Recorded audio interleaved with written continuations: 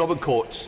Thank you, Mr Deputy Speaker. It's an enormous pleasure to rise to speak in this debate. It's also a great pleasure to follow my honourable friend for Walsall North, who has this evening demonstrated that real mix of wit and insight that the House has come to expect from him in his speech this evening. But it's a real honour, in fact, to rise to speak, because tonight it shows the House at its best.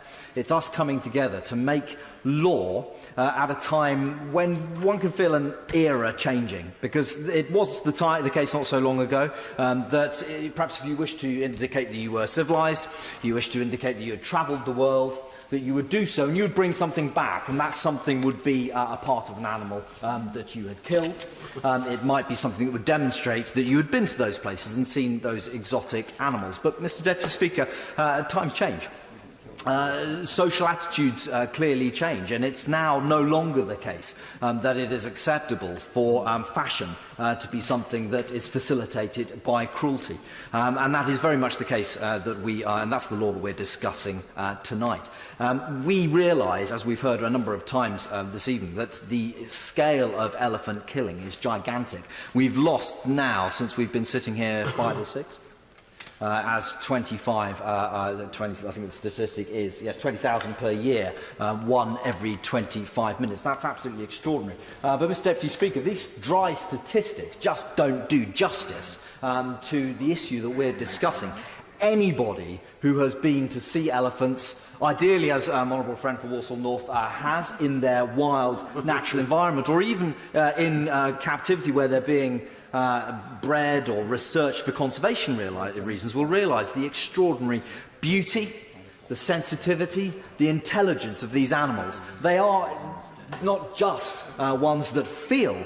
They're almost human in the way they see so. And anybody who has seen in a wildlife documentary footage of parent elephants mourning a dead baby elephant or mourning one of their own will realise quite how important it is that we protect them. So it's very important that we have a functioning ecosystem. It's not just elephants themselves, because all the other animals that live out on the plains in Africa depend upon elephants keeping that ecosystem healthy. But of course it goes far more important than that. It's important for the animals. It's important for the environment that we're in, but it's also important for the people. Because we now accept in this House and across the country that we should be protecting, not plundering, developing countries. That if they have a resource, one like ecotourism, that's something we should be helping them, not to exploit, but to protect and profit from. And I agree entirely with every honourable member who stood up today and said that they are standing up on behalf not just of the generations present at the moment, but for their children. I've got a 2-year-old toddler, and I would like him to be able to go to Africa or to other countries around the world and to see elephants in their wild, natural environment. So it's absolutely critical and crucial that we do that. But the human impact is so important, because it goes further than simply helping people. As with the illegal drug trade, the organised crime ramifications of wildlife crime are enormous. We've heard from a number of members on either sides of the House that 100 rangers are killed by poachers each year trying to protect elephants, and we simply have to ensure that we stop the demand, and we can do that here.